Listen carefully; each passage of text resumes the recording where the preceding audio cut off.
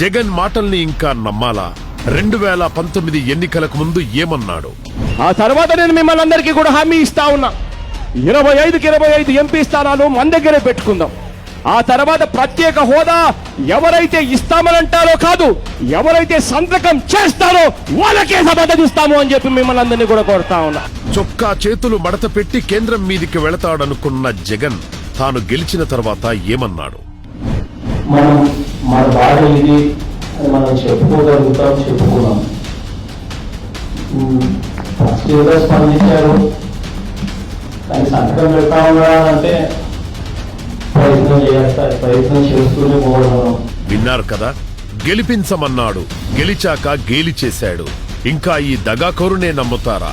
2019లో చెప్పినవి చెయ్యనోడు 2024లో చెప్పేవి చేస్తాడా? ఇంకా చాలు జగన్. జరుగు జరుగు జరుగు జగన్ ఖాళీ